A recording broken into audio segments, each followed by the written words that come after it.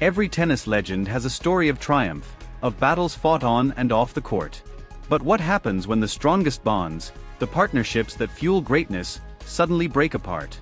This is the gripping story of Carlos Alcaraz and Juan Carlos Ferrero, a coach and player duo celebrated as the future of tennis, whose fiery fallout sent shockwaves through the sport and led to a journey of self-discovery, redemption, and transformation. In professional tennis, success is rarely an individual effort. Behind every champion lies a dedicated team, with a player's coach often serving as their guide, strategist, and emotional anchor.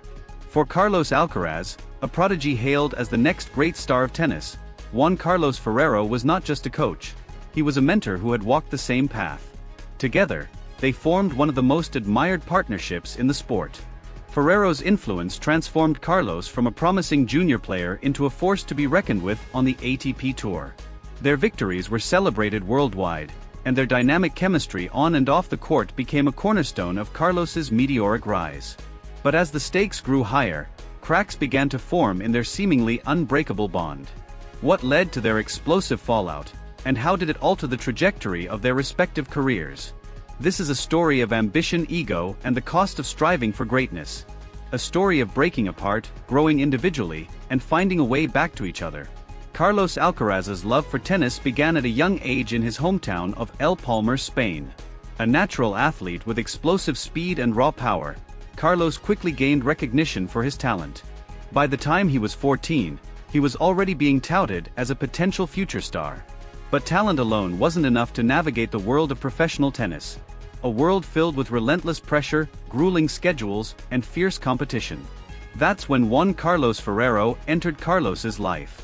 Ferrero, a former world #1 and French Open champion, had lived through the highs and lows of the sport. He understood what it took to succeed at the highest level, not just physically but mentally. Ferrero saw in Carlos the same fire and determination he had once carried, and he knew he could mold the young player into a champion. From their first training session, it was clear they shared a unique bond. Ferrero wasn't just a coach, he was a mentor, a confidant, and a role model. He pushed Carlos to refine his game, teaching him not only the techniques but also the strategies that could set him apart from his competitors. Their early days were filled with grueling practices, long conversations about mental toughness, and meticulous analysis of Carlos's matches. Ferrero believed in building a player's foundation, focusing on consistency, resilience, and adaptability. Talent gets you noticed, Ferrero would say, but discipline and focus keep you there. Under Ferrero's guidance, Carlos's career skyrocketed. At just 18 years old, he captured his first ATP title, stunning the tennis world with his fearless play and powerful ground strokes. Fans began calling him the next Nadal, a comparison Carlos found both flattering and overwhelming. But success also brought new challenges. With every victory came greater expectations, and the media scrutiny grew relentless. Carlos's youthful enthusiasm was soon tempered by the pressures of fame, and Ferrero became more than just a coach. He became a stabilizing force in Carlos's life. As Carlos's career soared, so did the weight of expectations. Every tournament became a test not just of his skills but of his mental fortitude. The media labeled him as the future of tennis, and fans around the world looked to him to carry the torch left by legends like Federer, Nadal, and Djokovic. For Ferrero, guiding Carlos through this period was a delicate balancing act. On one hand, he needed to push Carlos to reach his full potential. On the other, he had to protect the young player from burning out under the pressure. Ferrero often reminded Carlos to stay grounded. Focus on your game, not the noise around you, he would say. The court is the only place that matters. At first, Carlos embraced Ferrero's advice. He leaned on his coach during tough matches and looked to him for guidance in moments of doubt. But as Carlos grew older and more confident in his abilities, he began to question Ferrero's approach. The mentor who had once been a source of inspiration now felt like a shadow, always watching, always critiquing. Ferrero, for his part, noticed the shift in Carlos's attitude. He saw the young player becoming more independent, more assertive in his decisions. While Ferrero admired Carlos's growth, he also worried that his protege was starting to disregard the very advice that had brought him success. The tension between them began to surface during practice sessions. Carlos would sometimes dismiss Ferrero's suggestions, insisting he knew what was best for his game. Ferrero, in turn, grew increasingly frustrated with what he saw as Carlos's unwillingness to listen. "He's talented, but talent without discipline is wasted," Ferrero confided to a colleague. The turning point came after a devastating semi-final loss in one of the season's most prestigious tournaments. Carlos had entered the match as the heavy favorite, but his performance was plagued by unforced errors and lapses in focus. The defeat was a crushing blow, and Carlos left the court visibly dejected. The next morning, during what should have been a routine practice session, everything came to a head. Ferrero began by addressing the previous day's match, pointing out areas where Carlos had faltered.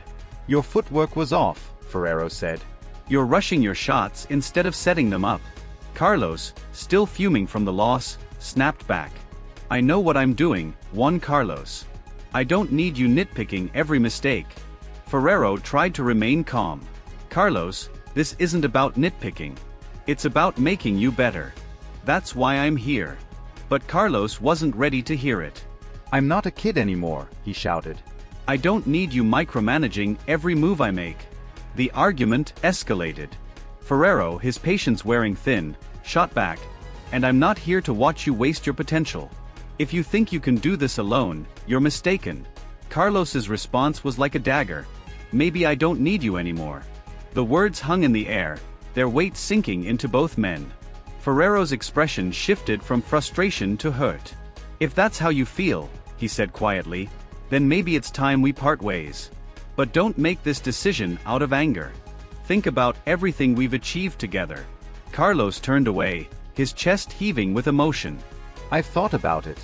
I need someone who listens, not someone who thinks they know everything."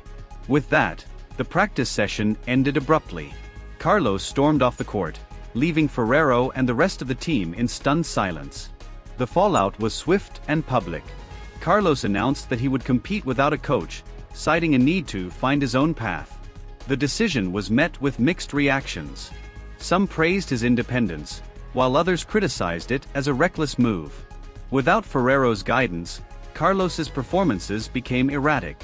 While he still displayed moments of brilliance, his inconsistency was glaring.